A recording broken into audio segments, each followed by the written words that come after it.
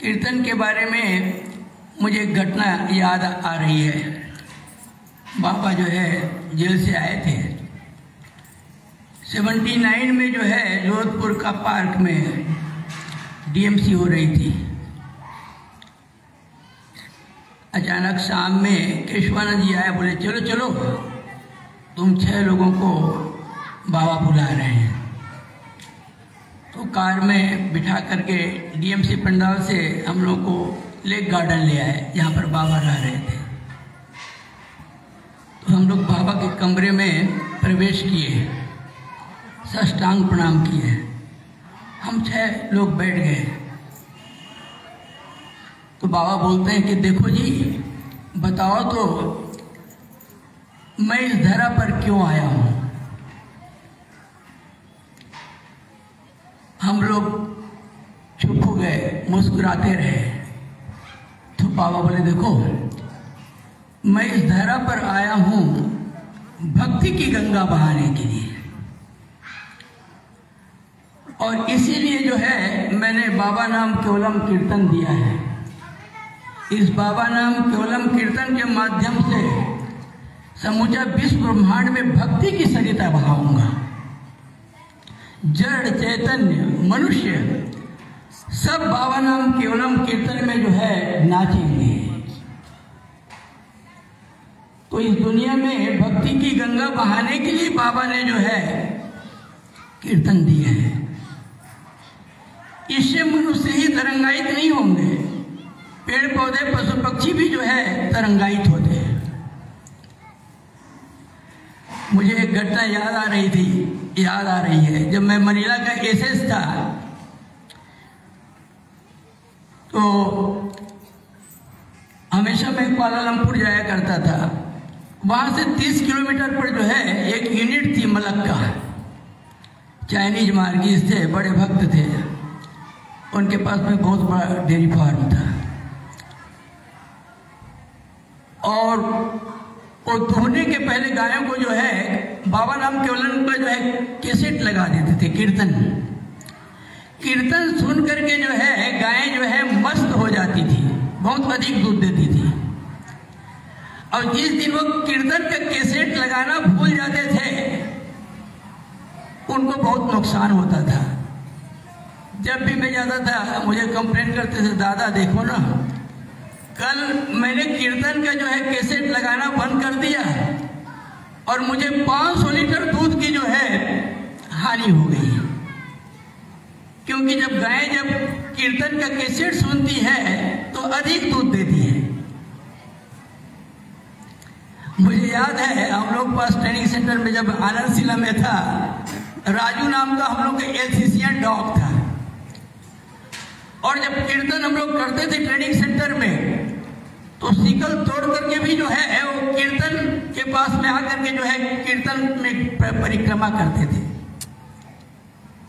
हम लोग जो फास्टिंग करते थे वो भी फास्टिंग करते थे। वो खाते नहीं थे, देने पर भी नहीं खाते थे। बहुत सारी घटनाएं हैं। प्रथम जब कीर्तन की जो शुरुआत हुई थी, तो कीर्तन जब चरम सीमा पर था, तो बाबा की जो डिसोटो काली कार थी वो कीर्तन मंडप की तरफ जो है खिसकने लगी, चलने लगे। थोड़ी देर और आती तो कीर्तन बाधित हो जाते। बाबा के लड़के थे, लड़का था गौतम, चिल्लाए बाबा बाबा देखो कीर्तन जो है अनायास ही जो है कीर्तन मंडप की ओर आगे बढ़ रही है। बाबा आए, ऐसे किए, गाड़ी रुक गई, और भक्त जो है बाबा को देख करके और जोरों से कीर्तन करने लगे। तो जो बाबा बोले हैं, कीर्तन का तरंग से मनुष्य ही नहीं, पेड़ पौधे पशु पक्षी सभी लाभान्वित होंगे, सभी तरंगायित होंगे।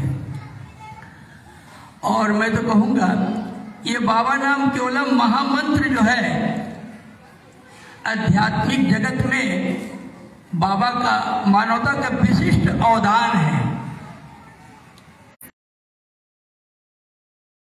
मन को सरस कर दिया, भक्ति भाव से जो है ओतप्रोत कर दिया। और इसके जो अष्टाक्षर महामंत्र है हमारे अष्ट चक्रों को जो है स्पंदित करते हैं। जब चक्र स्पंदित होते हैं तो हमारा मन जो है भक्ति भाव से ओतप्रोत हो जाता है। इसीलिए जो अष्टाक्षर महामंत्र के एक एक अक्षर हमारे चक्रों को स्पंदित करते हैं, क्योंकि यही चक्र ही हमारे मानसिक और आध्यात्मिक ऊर्जा के धारक भी हैं, वाहक भी हैं। और जब हमारे चक्र इनर्जाइज होते हैं, स्पिरिचुअली स्पंदित होते हैं, तो हमको जो है आनंद की अनुभूति होती है। हमारा मन भक्ति भाव में जो है ओतप्रोत हो जाता है, सराबोर हो जाता है। तो ये तो बाबा नाम केवलम की महिमा है। और मुख्य बातें जो है बाबा ने जो कीर्तन जो दिए उसकी मुख्य बात है, हमारी साधना है राम स्वरूप होने की साधना है। हमारी साधना जो है रामदास बनने की नहीं है, राम स्वरूप होने की साधना है। और इसके लिए जब तक मन में समर्पण की भाव नहीं आएगी, हम राम स्वरूप नहीं हो सकते हैं। इसीलिए जो आनंद मूर्ति का जो कीर्तन है, ये हमारे जो है समर्पण के भाव को बढ़ाता है, पुष्ट करता है। जब हम कीर्तन करते हैं, दोनों हाथ उठाकर कीर्तन करते हैं, तो समर्पण के भाव आती है। और जितना समर्पण के भाव आएगा, हम उतना परमात्मा के जो है नजदीक होते चले जाते हैं। दूसरा जो है हम कीर्तन करते हैं, कीर्तन से एक सामूहिक अध्यात्म का परिवेश बनता है और उस परिवेश से हमारा मन भी जो है भक्ति भाव से ओतप्रोत हो जाता है। कि दुनिया को भक्ति भाव से ओतप्रोत करने के लिए, अपने को भक्ति भाव से ओतप्रोत करने के लिए जो हम कीर्तन करते हैं, ये हमारी जो है कीर्तन की जो है विशेषता है। और हम लोग कीर्तन करते हैं, हम लोग का कीर्तन बायां वर्त में होता है। एंटी क्लॉकवाइज क्यों घूमते हैं? क्योंकि हमारी कुल कुंडली जो है दक्षिणावर्त में जो है 3 लपेटा मार करके 3.5 लपेटा मार करके सोई हुई है। और हम वामावर्त में कीर्तन करते हैं तो हमारी सुषुप्त कुल कुंडली जो है जागृत हो जाती है। जब कुल कुंडली जागृत हो जाती है और उसकी गति जब ऊर्ध्वमुखी हो जाती है, तो हमको जो है आनंद की अनुभूति होती है। तो इसके पीछे यही कारण है कि हम लोग एंटी क्लॉक कीर्तन करते हैं। और सबसे बड़ी बात है, हमारी कीर्तन की विशेषता है, कीर्तन करने के बाद जो है हम लोग ईश्वर प्रणिधान या गुरु ध्यान में बैठ जाते हैं। क्यों? इसके पीछे क्या जो है वैज्ञानिक कारण है। जब कीर्तन करते हैं उससे जो है आध्यात्मिक ऊर्जा उत्साहित होती है। और जब हम बैठ करके मन को एकाग्र कर लेते हैं इष्ट चक्र में या गुरु चक्र में, तो ये जो हमारी जो वाइब्रेशंस जो है असिमुलेट हो जाती है, जिससे हमारा आनंद जो है कुछ समय के लिए जो स्थायी हो जाता है। इसलिए बाबा ने कहा है कीर्तन के बाद तुम लोग जरूर जो है साधना करोगे, और कीर्तन के बाद साधना करते हैं तो आनंद की अनुभूति होती है। क्योंकि मुझे कुछ अध्यात्म के बारे में बोलने के लिए कहा गया है, और बाबा ने जो है इसके लिए कई तरह की जो है साधनाएं दी है। बाबा ने जितनी तरह की साधनाएं दी हैं, किसी गुरु ने इतनी तरह की साधनाएं नहीं दी है। विभिन्न लोगों को विभिन्न संस्कारों के अनुसार विभिन्न प्रकार की साधना बाबा ने सिखाए हैं। साधना की शुरुआत तो प्रारंभिक योग से होती है, साधारण योग है, सहज योग है, विशेष योग है। फिर बाबा ने विशिष्ट लोगों को कपालिक साधना सिखाया है, कुछ लोगों को जो है मधुर साधना भी सिखाया है। ये बाबा नाम केवलम स्वयं ही एक साधना है, कीर्तन साधना। और लास्ट में जो है बाबा ने जो है मैक्रोफाइटा साधना सिखा है। इस सारे साधना का उद्देश्य क्या है? एक ही उद्देश्य है, हमारे समर्पण के भाव को पुष्ट करना। जैसे मधुर साधना, ये मधुर साधना क्या है? आत्मा और परमात्मा की मिलन की साधना है। राधा और कृष्ण के जो है मिलन की साधना है, जीव से शिव की मिलन की साधना है। और इस मिलन के लिए जो है समर्पण का भाव आवश्यक है।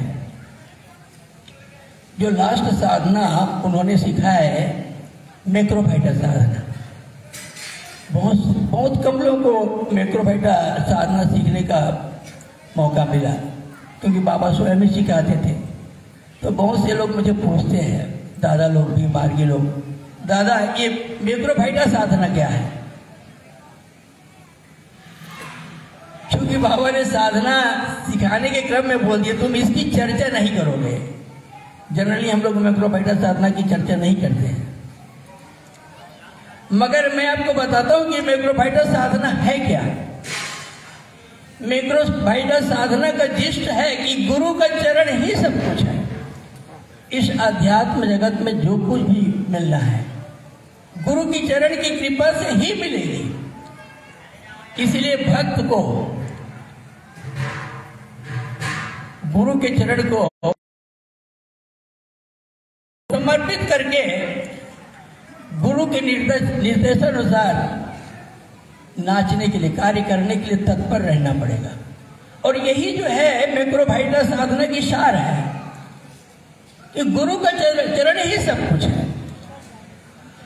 और जिन्होंने गुरु के चरण को पकड़ लिए, मोक्ष और मुक्ति उसके करतलवत हो जाती है। मगर बोलते हैं ना कि गुरु की कृपा जो है अहेतु की होती है, जिसके पीछे कोई भी कारण नहीं है। वो किसी के ऊपर अनायास किसी पर भी कृपा कर सकते हैं। हमको बोलने का भी अधिकार नहीं है, हे प्रभु तुमने उसके ऊपर कृपा की, मेरे ऊपर कृपा क्यों नहीं? क्योंकि कृपा उनका भीम है। वो जब चाहे जिस पर जो योग्य नहीं है उस पर भी कृपा कर सकते हैं, और जो योग्य है उस पर कृपा नहीं भी कर सकते हैं, क्योंकि यह अहेतु की है। इसके पीछे कोई कारण नहीं है। और हमारे जीवन का लक्ष्य होनी चाहिए ये केन प्रकारेण उनको कृपा को प्राप्त करने का। एक दिन बाबा बीमारी से परेशान था, दूसरे ग्रह की बीमारी थी। मैंने जो है ब्लड कैंसर को भी झेला है। मुझे ब्लड कैंसर हो गया था 61 में। तो बाबा ने अपनी कृपा से जो है ब्लड कैंसर को तो ठीक कर दिए, जीवन दान दे दिए। 81 में हुई थी। फिर 88 में जो है मुझे भयंकर बीमारी से मैं ग्रसित हुआ, और इतनी भयंकर बीमारी थी, ये कैंसर उसके सामने जो है 5% भी नहीं है। अब इमेजिन करो कैसी बीमारी रही होगी। बीमारी हुई, मैं पागल हो गया, मेरी स्मृति चली गई, और इतनी पीड़ा मैं वर्णन नहीं कर सकता। तो बाबा ने देखो इसकी इतनी पीड़ा होती है तो उसको मैड तो होना ही पड़ेगा। तो बाबा उसी अवस्था में बाबा ने मुझे जो है मैक्रोफाइटा साधना सिखाया है। मैक्रोफाइटा साधना सिखाया है, मन जो है आनंद से जो है भर गया। कुछ क्षण के लिए जो है अपने बीमारी को मैं भूल गया। फिर बाबा बोले देखो अब तो तुमको बाहर निकलना पड़ेगा। वो 15 दिन की जो बीमारी की जो है स्थिति याद आ गई। फिर मैं रोने लगा, बाबा का चरण को पकड़ लिया। बाबा सामने में थे। देखो मुझे मालूम है तुम भयंकर बीमारी से ग्रसित हो, अगर मैं चाहूंगा तो तुम्हारी बीमारी को 1 सेकंड में ठीक कर सकता हूं, मगर ये तुम्हारे जो है पूर्वकृत कर्मों का फल है। अच्छा होगा उसको भोग लो, मैं सहने की जो है शक्ति दूंगा। तो मैं जब निकलने लगा तो बाबा बोलते हैं, देखो जी, तुम परमात्मा का एक कृपा का कण प्राप्त कर, जब उनकी तुम्हारे जीवन का जो है वो उद्धार हो जाएगा। फिर बाबा बोलते हैं, जानते हो उस कृपा का कण कैसे प्राप्त करोगे? उसका कृपा का कण प्राप्त करने की तुम साधना करोगे, गुरु पूजा करोगे, मगर भाव तो साधना में वही देंगे, गुरु पूजा में तो भाव तो वही देंगे। तो साधना क्या है? तो बोले बाबा देखो, साधना है गुरु के दोनों चरण कमल को बांसी के रूप से पकड़ करके गिड़गिड़ाना, रोना, व्याकुल होकर के उसको पुकारना। जिस तरह से बच्चा जब व्याकुल होकर के पुकारते हैं तो माँ को गोद में लेने के लिए बाध्य हो जाने पड़ते हैं। जब हम उनको अपने अंदर की निष्ठा और भक्ति से पुकारेंगे तो हमारे ऊपर कृपा करने के लिए बाध्य हो जाएंगे। बाबा बोले, कृपा पाई नहीं, छीनी जाती है। तुम अपने प्रयास से, अपने व्याकुलता से उनकी कृपा को छीन लोगे। मुझे याद है बाबा के एक शब्द, उनकी कृपा पाई नहीं, छीनी जाती है। छीनने के लिए अंतर मन से उसको पुकारना पड़ेगा, मगर उस पुकारने का जो भाव देंगे वही देंगे। मगर हमारे अंदर में तो उनसे मिलन की जो है प्रबल इच्छा होनी चाहिए। मुक्त्याकांक्षा सदगुरु प्राप्ति है। अगर मुक्ति के प्रबल आकांक्षा है तो अवश्य ही हमको मोक्ष की प्राप्ति होगी। अध्यात्म मार्ग की 3 मूल बातें हैं। एक बार बाबा जो है अपने पिए को बोले, देखो जी, मैं आज थोड़ा थक गया हूं, बताओ तो आज मैं थोड़ा क्यों थक गया हूं। बाबा तो 24 घंटे में जो है 22 घंटे काम करते थे। हम लोग को दिखाने के लिए भी जो है 2 घंटे सोते थे। और बाबा के मुंह से हम लोगों ने कभी नहीं सुने कि वो थक गए हैं। बोलते हैं, तो बताओ तो मैं क्यों थोड़ा थक गया हूं। पिए बोले, बाबा कल आप लोगों ने करीब 60 लोगों को अवधूतिकाओं की दीक्षा दी है, भुक्ति प्रधानों का रिपोर्ट लिए, डांट फटकार किए, हो सकता है इसीलिए थक गए होंगे।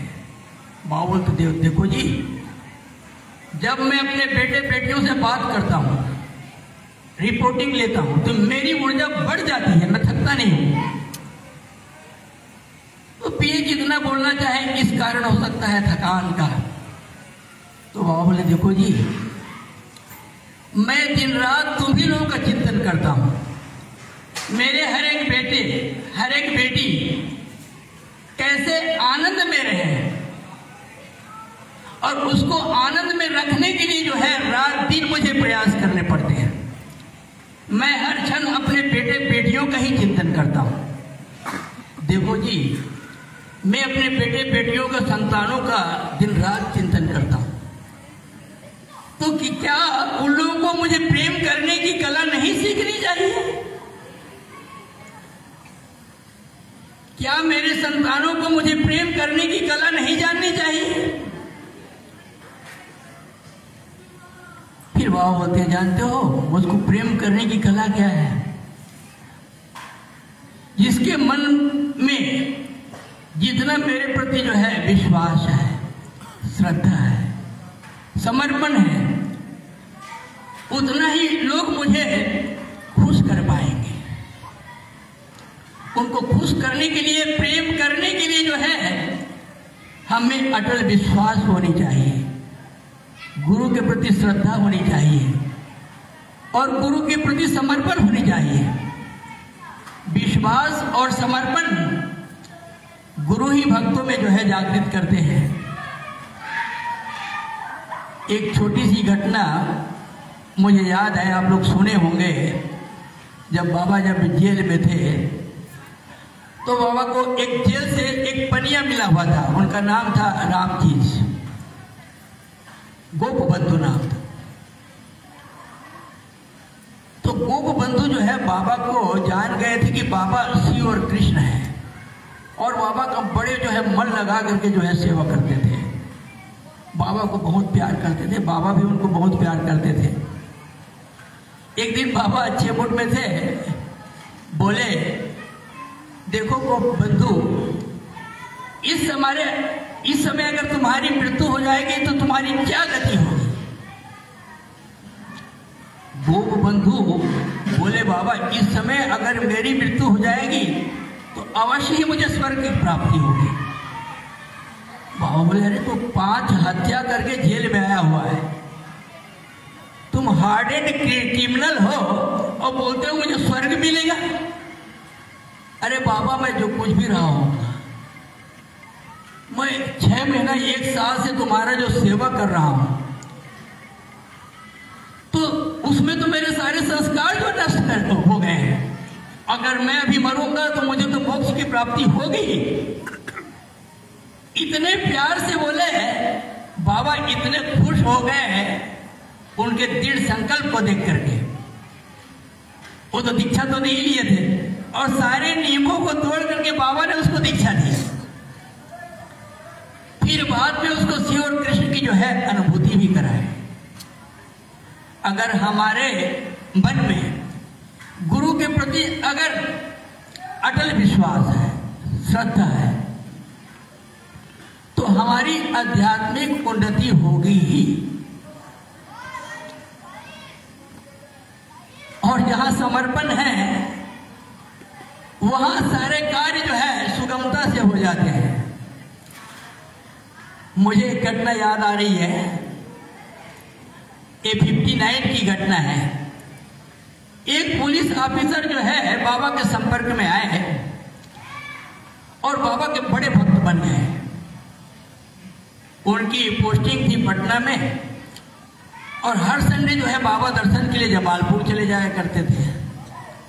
जब से बाबा से उसका जो है रिलेशन बहुत गहरा हो चुका था, प्यार का रिलेशन। एक दिन जो है हमेशा पूछते थे कि बाबा आप पटना में टीएमसी करने के लिए कब आ रहे हैं? बाबा मुस्कुरा देते थे। हर सप्ताह जो उसका एक ही रट, बाबा पटना में टीएमसी करने के लिए कब आ रहे हैं? जब आएंगे तो आपका सारा प्रबंध जो है रहने खाने का मैं करूंगा। बाबा मुस्कुरा देते थे। एक दिन अकेले में जो है बाबा के साथ में फील्ड बाग में जा रहे थे, भारी भरकम शरीर था पुलिस ऑफिसर। बाबा का रास्ता रोक करके खड़े हो गए। बाबा आज तो जवाब देना पड़ेगा, तुम पटना में टीएमसी करने के लिए कब आ रहे हो? वो भक्ति भाव से ओत प्रोत बाबा का रास्ता रोक करके खड़े हुए हैं। बाबा बोलते हैं देखो जी, टीएमसी कहाँ होना है, कब होना है, वो तो जीएस दादा डिसाइड करते हैं। 59 की बात है। प्रणय कुमार दादा जीएस थे। वो बाबा को घर में छोड़ करके प्रणय जी के पास में आए। बोले दादा, बाबा मुझे बोले हैं कि कहाँ टीएमसी होगा, आप डिसाइड करते हैं। तो पटना में आप जो है डीएमसी का जो है डेट डिसाइड कर दीजिए। बाबा उनको बोले देखो जी, वो रट लगाए हुए हैं, डीएमसी का डेट फिक्स कर दो। तो उस समय होता था डीएमसी डिसाइड होने के पहले जीएस स्वयं ही जो है वहाँ के मार्गियों से वहाँ जा करके कमेटी बनाते थे। उस समय तो इन्हें मार्गी थे, मार्ग की शुरुआत ही थी। तो मार्गी बड़े खुश हुए, दादा डीएमसी होंगे, बाबा आएंगे, हम लोग को खुशी की बात है। और प्लेस की बारी आई तो भक्तराज ऑफर किए, उसका नाम था सुकेश्वर, कि बाबा को अपने घर में ठहराऊंगा और सारे जो है जिम्मेदारी मेरी होगी। मगर उस समय जो लोग यम में बड़े पक्के थे, मार्गी लोगों ने बोला कि तुम्हारा मकान तो घूस के पैसे से बना है, इसलिए बाबा को हम लोग तुम्हारे मकान में नहीं ठहराएंगे। वो मायूस तो हुए मगर खुश हुए, चलो बाबा तो आएंगे, डेट फिक्स हो गया। डीएमसी के लिए कहीं किराए के मकान लिए, मगर उसके मन में जो है बाबा को अपने यहाँ ठहराने का और बाबा का सेवा करने की जो है उत्कट अभिलाषा थी। बाबा निश्चित समय पर आए, जहां पर डीएमसी फिक्स हुआ था स्थान पर गए। बाबा देख करके ही जो है बिगड़ गए जीएस पर, किसने यहाँ पर डीएमसी का प्लेस जो है निश्चित किया, ये प्लेस मुझे पसंद नहीं है। वहीं जो है सामने में जो है भक्तराज बैठ करके रो रहे थे बाबा को देख देख कर। मैं यहाँ इस हाल में डीएमसी नहीं करूंगा और 2 घंटे के अंदर में जो जगह फिक्स करो डीएमसी का। वो खड़े हो गए बाबा का भक्त सामने में, सुकेश्वर जी। बाबा 2 घंटा क्या, 1 घंटे में जो है मैं सारी व्यवस्था कर दूंगा, सारी मारियों का रहने खाने का, डीएमसी वगैरह का। वो मन ही मन जो है सारी व्यवस्था कर लिए थे। अपने घर में बाबा को कहाँ ठहराएंगे, पीओ को कहाँ ठहराएंगे, मारियों को कहाँ ठहराएंगे, और सामियाना भी जो है अपने छत में लगा दिए थे डीएमसी के लिए। उस समय तो मारिये बहुत कम हुआ करते थे। और बाबा वहां जाकर के इतने प्रसन्न हो गए। सब चीज की व्यवस्था जो है बहुत अच्छी व्यवस्था थी। और उस समय जब डीएमसी हुआ, सभी मार्गी जो है समाधि में चले गए। इतनी जबरदस्त जो है आध्यात्मिक तरंग थी। तो भक्त के भगवान है, उसके मन में जो है इच्छा थी कि बाबा मेरे यहाँ ठहरे, मुझे बाबा का सेवा करने का सुअवसर मिले। जहां भक्ति की प्रबल इच्छा होती है, भगवान उसको अवश्य ही पूरा करते हैं। उसके घर में डीएमसी हुआ, मगर हमारे मन में उसके प्रति उत्कट इच्छा तो होनी चाहिए, समर्पण की भाव होनी चाहिए। और जहां समर्पण है वहां कोई भी चीज जो है असंभव नहीं। मैंने कहा कि भगवत कृपा अहेतु की है। मैं अपने जीवन की छोटी सी घटना सुनाता हूं। वो कभी किसी पर कभी भी कृपा कर सकते हैं। मैं नया जो है होल टाइमर बना था 65 में। मेरी पहली पोस्टिंग जो है पटना में हुई। जमालपुर बहुत नजदीक था। जब भी इच्छा होती थी बाबा दर्शन के लिए जो है जमालपुर चले जाते थे। उस समय नियम था, पहले पोस्टिंग हो जाती थी, फिर बाद में जो है आचार्य जो है बनाते थे।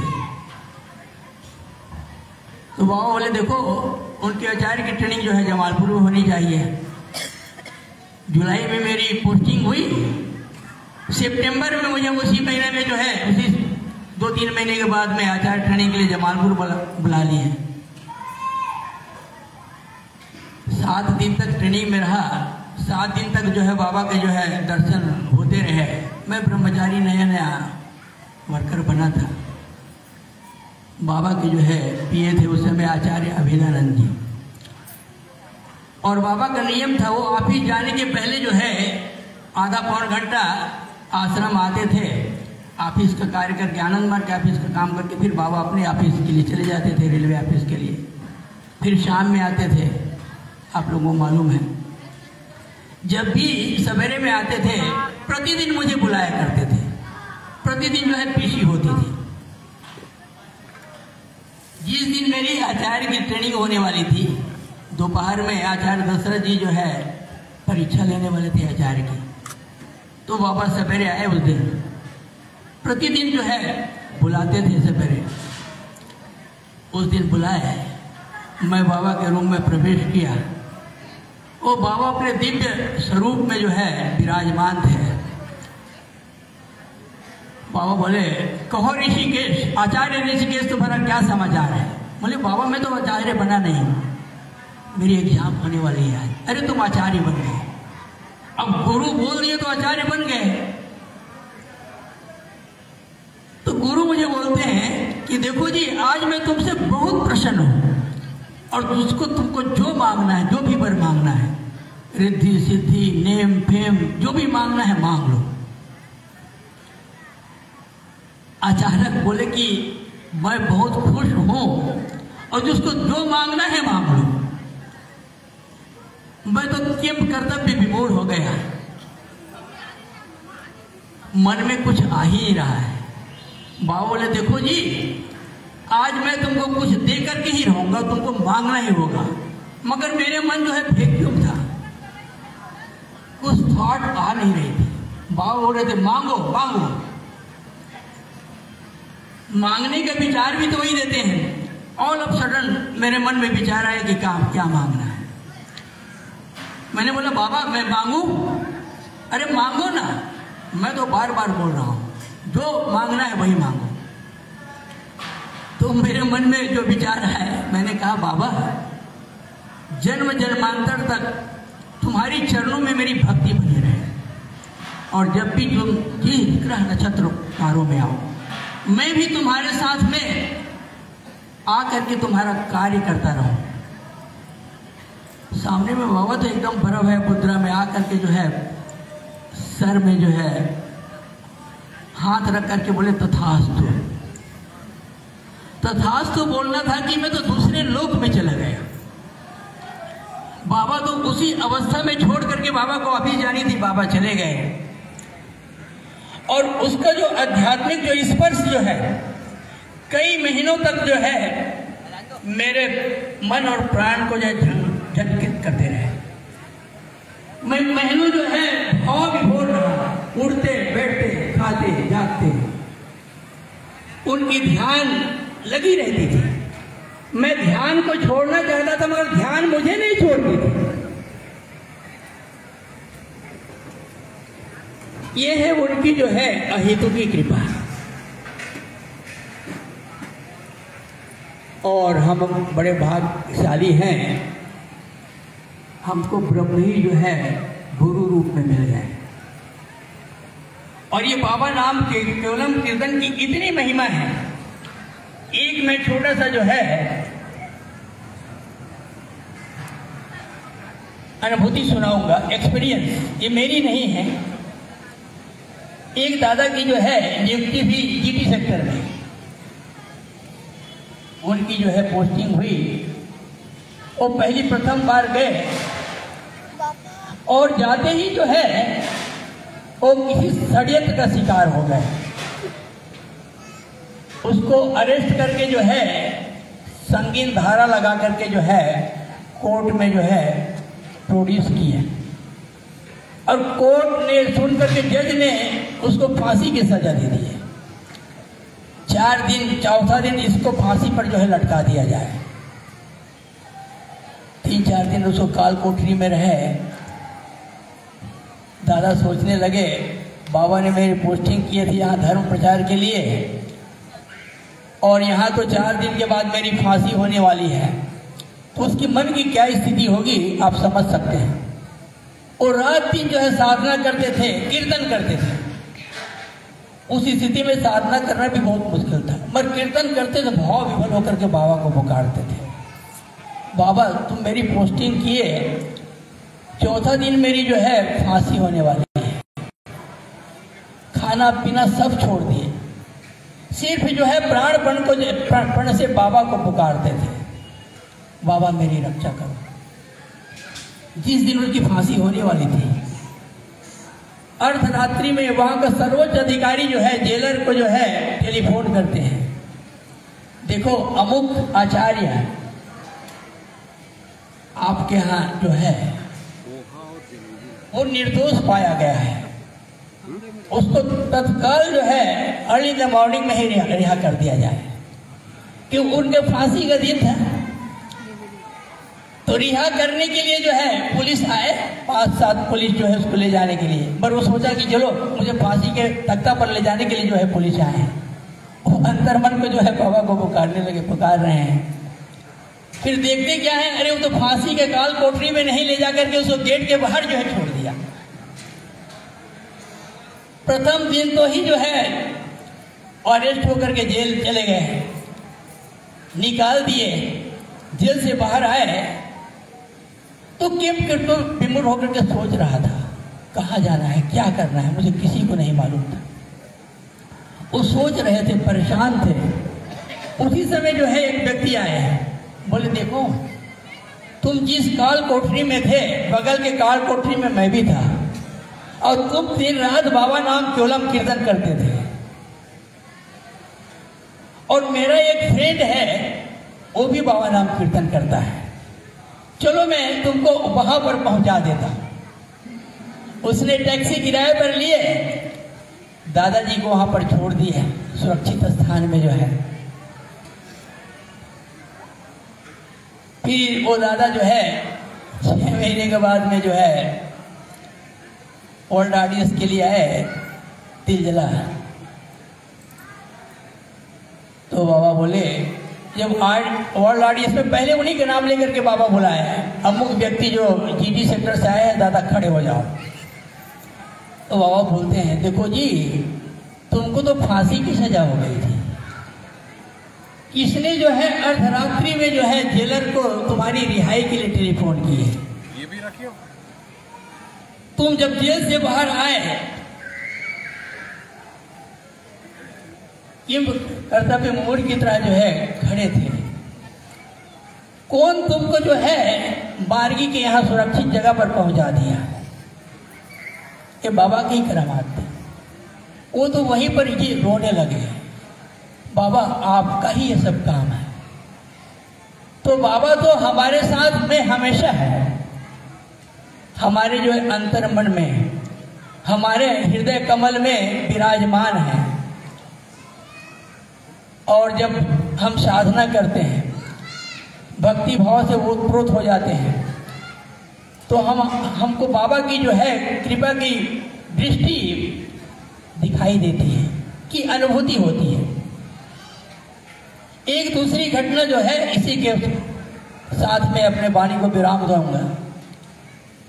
बहुत मार्मिक घटना है, कैसे बाबा जो है हर एक दादा दीदी मार्गियों का जो है अनवरत हर क्षण जो है ख्याल रखते हैं। एक दीदी थी, विदेशी दीदी थी, शांतात्मा आचार्य। उनकी पोस्टिंग थी जो है नैरोबी सेक्टर में, कांगो वगैरह में उसकी पोस्टिंग थी। और आप जानते हैं अफ्रीकन कंट्री में हमेशा जो है तख्ता पलट होता रहता है, मिलिट्री शासन, छोटे छोटे कंट्रीज। जब एक प्रेसिडेंट दूसरे प्रेसिडेंट को मार करके या भगा करके प्रेसिडेंट बनते थे, उस समय जो है वहाँ जनता में जो है अफरा तफरी मच जाती थी। तो दीदी भी कोई प्रचार कार्य से वहाँ गई हुई थी, तख्ता पलट हुआ, सब अपने जान बचा करके जो है भागने लगे वहाँ से, शहर छोड़ करके। और शहर से निकलने का ट्रेन ही एकमात्र रास्ता था, इवनिंग का समय था, एक ही ट्रेन थी, सभी अपने जान बचाने के लिए जो है वहां से भाग रहे थे। दीदी भी आई तो देखी कि ट्रेन में तो एक तिल भी जगह नहीं है। और दीदी जो है व्याकुल होकर को बाबा को पुकारने लगे, बाबा रक्षा करो, यहाँ तो मिलिट्री शासन है, कभी भी मुझे जो है गोली मार दिए जाएंगे। वो व्याकुल थी, खचाखच भरी थी, वो महिला, वो भी विदेशी महिला। तो एक व्यक्ति इसको पुकारता है, दीदी दीदी। मरता क्या नहीं करता है, कोई व्यक्ति पुकार रहा है, विशाल का व्यक्ति। दीदी ट्रेन के पास में, खिड़की के पास में चले आती है और दीदी को उठा करके जो है वो डब्बे में खींच लेता है। बलिष्ठ व्यक्ति था, खचाखच भरी थी, सारे जो है काले रंग वाले थे, अफ्रीकन। दीदी की विचित्र भूषा को देख करके वो लोग छेड़खानी करने लगे। उसके बाद जो विशाल काय व्यक्ति आता है, खबरदार ये मेरी बहन है, इसके साथ बदसलूकी करोगे तो अंजाम बुरा होगा। सब घबरा गए। एक ने पूछा, ये तो गोरी है, तुम काला हो, तुम्हारी बहन कैसे हुई? तो बोलते हैं, मेरी माँ जर्मन थी और मेरे पिताजी अफ्रीकन थे, तो मेरी बहन मेरी माँ पर गई, इसलिए गोरी है। फिर लोगों ने उसको बैठने के लिए जो है जगह बना ली है। स्वाभाविक है, दीदी को उस व्यक्ति के प्रति जो है श्रद्धा होना स्वाभाविक है। तो बोले भैया, तो दीदी मैं जानता हूँ तुम लोग होम चलाते हो, स्कूल चलाते हो, जिस मोहल्ले में तुम्हारा जो स्कूल है, होम है, उसी मोहल्ले में मैं भी रहता हूँ, मैं तुम लोग के कार्य से बहुत खुश हूँ। तो बोले भैया आइए, कल मेरे यहाँ डीसी है, संडे का दिन जो है, आप आएंगे तो मुझे अच्छे लगेगी क्योंकि आप मेरे सहायता किए। तो बोले तुम भैया आपका नाम क्या है? मेरा नाम है अल्बर्ट। और वो बोले कि ठीक है, कल 4 बजे आपके डीसी के समय आपके घर में जरूर आऊंगा। फिर दीदी मारियों को बताया कैसे एक व्यक्ति ने मेरी रक्षा की है, वो आने वाले हैं मिलने के लिए। तो दीदी का मन आनंद से भरा हुआ था, बड़ी उत्सुकता थी, उसके राह देख रहे थे। 4 बजे जब एग्जैक्ट जब 4 बजा, बहुत सारे मार्गी जो है डीएम डीसी के लिए बैठे हुए थे। बाबा के फोटो में विचित्र जो है हलचल हुई। बाबा का जहां पर फोटो टंगी हुई थी दीवार में, बाबा का फोटो तो गायब हो गया, उसमें अल्बर्ट का जो है मुस्कुराता हुआ चेहरा। दीदी देखा ये तो अल्बर्ट जो है बाबा ही थे, जो मेरे साथ में जो यात्रा कर रहे थे, मुझे सुरक्षा प्रदान कर रहे हैं। ये है गुरु का सुरक्षा। हम लोग गुरु की सुरक्षा चक्र के अंदर में है। और ये कीर्तन जो है, ये सबसे बड़ा जो है सुरक्षा चक्र है।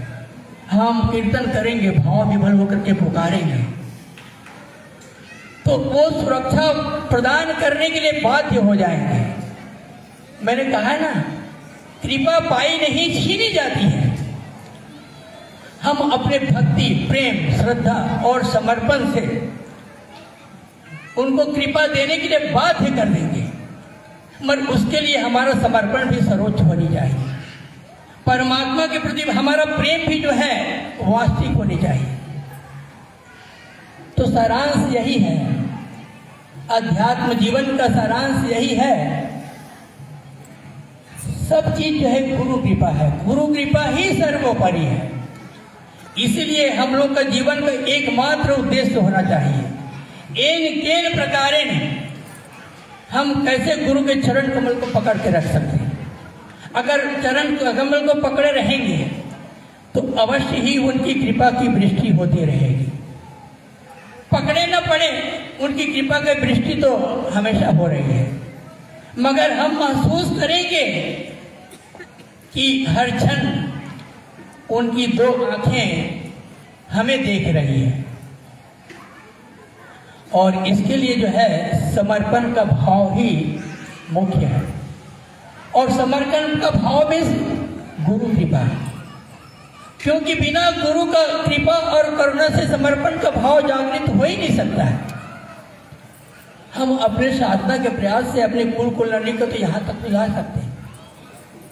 उनकी प्रयास और उनकी कृपा से, हमारी प्रयास उनकी कृपा से यहाँ तक तो ला सकते हैं, मगर यहाँ से यहाँ ले जाने के लिए, शास्त्रार्थ तक ले जाने के लिए, ये हमारे सामर्थ्य से परे है।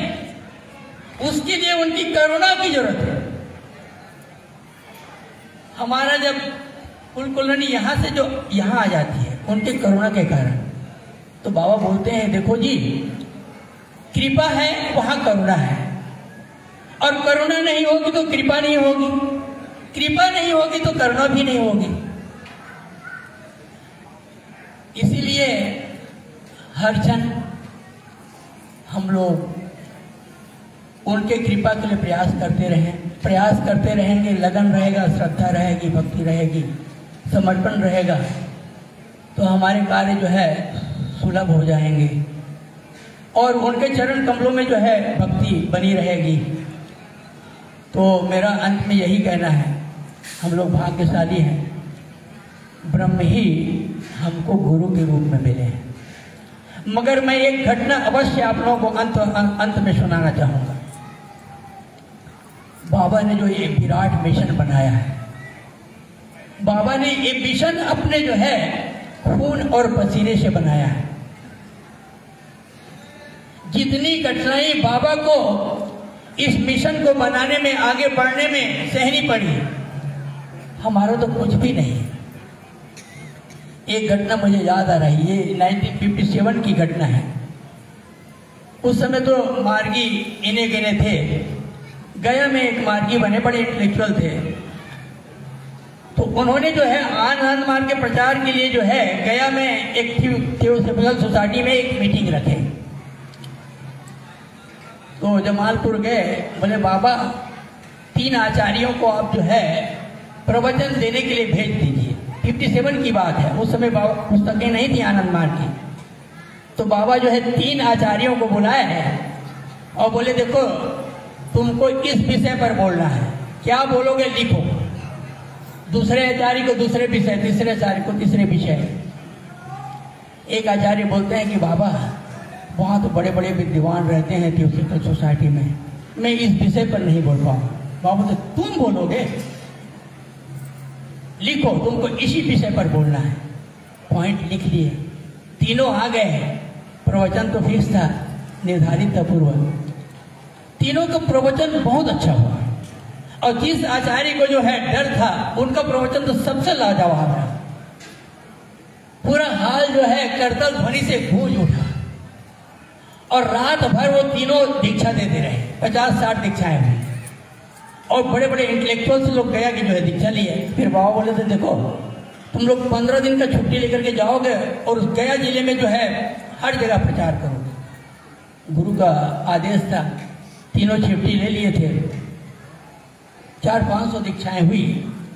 उस 15 दिन के क्रम में तीनों बड़े खुश थे, पर गुरु का आदेश था जब प्रचार करके तुम जो है जमालपुर आकर के मुझसे पर्सनली मिल करके तब अपने जो है घर जाओगे। तो तीनों बड़े खुश थे।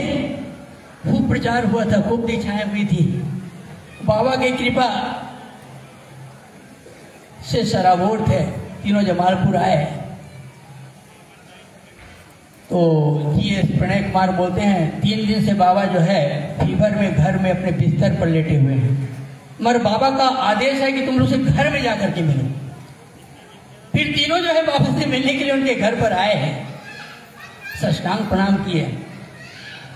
तो बाबा हाई फीवर में थे, बिस्तर पर बैठ गए। फिर बाबा अचानक बिस्तर से उठे और ठंडे पानी में स्नान करके जो है फिर बिस्तर पर चादर ओढ़ करके बैठ गए। एक आचार्य पूछते हैं कि बाबा आपको हाई फीवर था, ठंडे पानी में स्नान किए, अगर आपको जो निमोनिया हो जाएगा तो बाबा बोलते थे देखो जी मुझे अब कुछ नहीं होगा, तुम लोग सफलतापूर्वक प्रचार करके लौट गए हो ना, मुझे कुछ नहीं होगा। देखो तुम तीनों को फीवर होने वाला था, वायरल फीवर फैला हुआ था। मैंने सोचा कि तुम लोग को फीवर हो जाएगा तो मेरे प्रचार कार्य जो है बाधित हो जाएंगे, इसीलिए मैं तुम लोग का सारा फीवर का संस्कार लेकर के अपने ऊपर लेकर के भोग लिया जी। अगर अब तुम लोग आ गए हो मुझे कुछ भी नहीं होगा। सोचो कि बाबा ने अपने खून और पसीने से जो है इस मिशन का निर्माण किया है, इसीलिए उसके बेटे बेटियां होने के नाते जो है हमारा फर्ज होता है उनके मिशन को आगे बढ़ाएं। हम लोग अपने को एकत्रित करें।